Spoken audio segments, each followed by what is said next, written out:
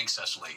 We move on to the other news tonight, and President Biden and Vice President Harris making their first joint appearance since she rose to the top of the ticket, celebrating what they're calling an historic deal, negotiating lower prices for millions of seniors on Medicare.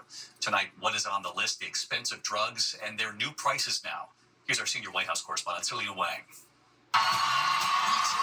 Tonight, President Joe Biden and Vice President Kamala Harris appearing side by side for the first time since she replaced him at the top of the ticket, touting an administration victory, lowering drug prices for millions of seniors with Medicare. In the United States of America, no senior should have to choose between either filling their prescription or paying their rent. Standing together on stage in Maryland, the president saying Harris understands what seniors are facing. Kamala and I both get it. You know, it isn't just about health care, it's about your dignity. For the first time, the government negotiating directly with manufacturers, lowering out-of-pocket costs for seniors prescribed these 10 drugs, Xarelto and Eliquis to prevent strokes and blood clots, Jardiance and Januvia, which treat type 2 diabetes, Farxiga for people with chronic kidney disease, Entresto to stave off heart failure, Enbrel for arthritis, Imbruvica for blood cancers, Stelara for Crohn's disease, and Fiasp and Novolog, both insulin products for diabetics. The new prices, which go into effect in 2026, expected to save Medicare and taxpayers billions. A 30-day supply of the blood thinner Eliquis currently has a list price of $521, now negotiated down to $231, savings that will be passed on to seniors. Cancer patient David Mitchell travels to Canada for the generic version of Eliquis because it's so expensive at home. The savings are going to be tremendous. Instead of having to pay $129, I'll pay something in the range of $50. While support for Harris has grown among younger voters and other key demographics since she's entered the race, she has not gained ground with seniors. Biden at her side today trying to change that. Folks, I have an incredible partner. The progress we've made, she's going to make one hell of a president.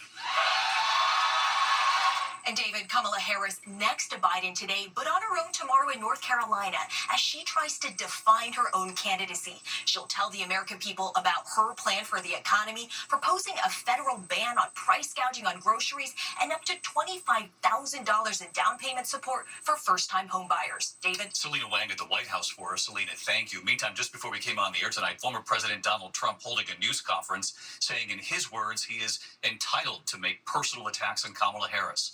The new national poll showing this race is a dead heat, with Vice President Kamala Harris now tied or leading now in several key battleground states. And our Rachel Scott tonight asking Trump about what he said this week about American workers in that conversation with Elon Musk.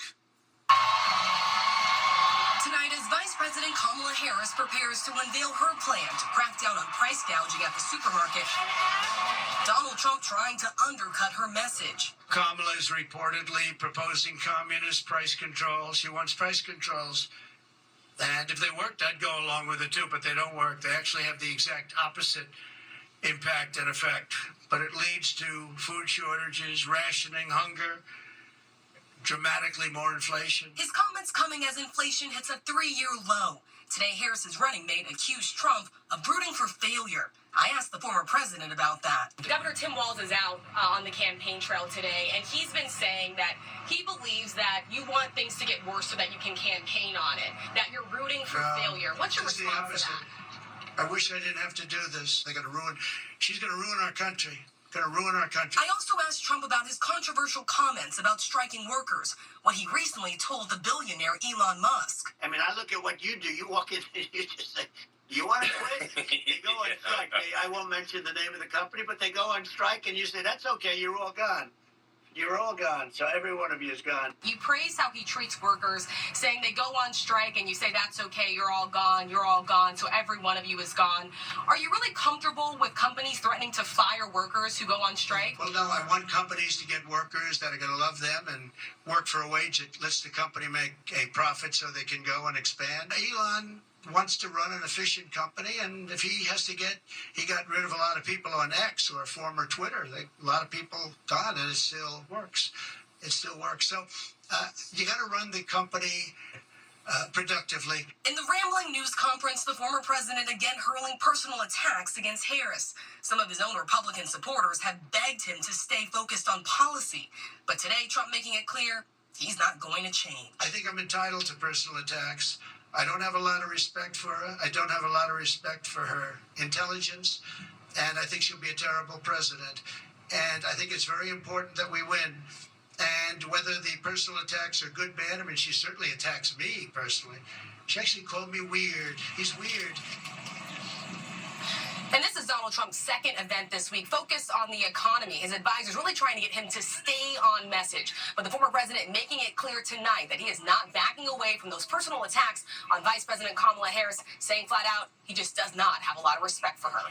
David. All right, Rachel Scott tonight. Rachel, thank you. ABC News will cover the Democratic National Convention in Chicago next week, beginning Monday in prime time, streaming on ABC News Live at 7 p.m. Eastern, and then right here on the network, 10 p.m.